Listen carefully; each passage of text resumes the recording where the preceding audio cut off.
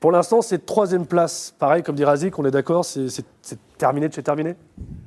A priori, oui. A priori, oui. Je vois pas tellement comment maintenant l'OL peut revenir, surtout qu'il va y avoir en plus la Ligue Europa de nouveau. On connaît la difficulté d'enchaîner, on l'a vu hier soir. On le reverra probablement après le match retour de Beşiktaş, puisque en rentrant d'Istanbul, les Lyonnais, 3 jours après, joueront contre Monaco au Parc OL. De nouveau, ça va être difficile. Après, moi, je faisais partie des gens qui étaient persuadés que Nice allait baisser de rythme. C'est un peu le cas, mais franchement, je pensais qu'ils allaient encore plus baisser de rythme, pour être tout à fait honnête. Ils font vraiment une deuxième partie de saison intéressante. Ils lâchent des points, mais malheureusement, l'OL n'en profite peut-être pas assez. Mais bon, c'est pas hier soir qu'on se dit, je rejoins Razik. Évidemment, c'est pas parce que l'OL a perdu au Parc que l'OL ne terminera pas 3e, bien évidemment.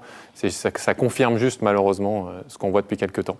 Guillaume, pareil aussi. De toute façon, je pense que le constat va être pareil pour tout le monde, mais... Pour l'instant, mathématiquement, non. Mais vu la physionomie des 3 qui sont devant, qui lâchent rien, aucun point, et que Lyon, malheureusement, eux, perdent quelques points à chaque fois, on se dit que c'est mort, quoi. Nico, on pensait que Nice allait à un moment donné baisser de régime. Par contre, Monaco, on pensait que ça allait continuer. Effectivement, ça continue. Est-ce que Monaco ferait un bon vainqueur du championnat de France ? Monaco est régulier, il marque des buts. C'est un football qu'on aime voir parce que ça va de l'avant, ça joue l'attaque.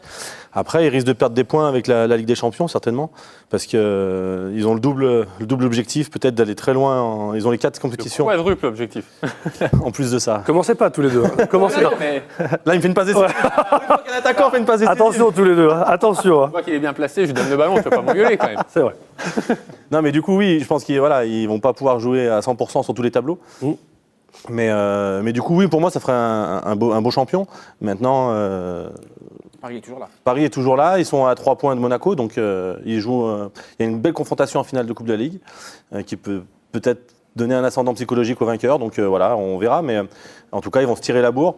Nice perd des points. Nous, si on avait gagné face à Paris hier, on aurait, je pense, encore eu l'espoir, peut-être, de prétendre à cette 3e place. Parce qu'avec notre match en retard, le fait que Nice perde des points, ça nous aurait relancé peut-être dans la course. Ça nous aurait rapproché un petit peu de ces Niçois. Mais malheureusement, hier, on est tombé sur une bonne équipe de Paris. Alors, une bonne équipe de Paris, mais ce n'était pas un grand Paris. Les Parisiens étaient preneurs. Voilà. C'est pour ça d'ailleurs qu'on peut être frustré de cette défaite.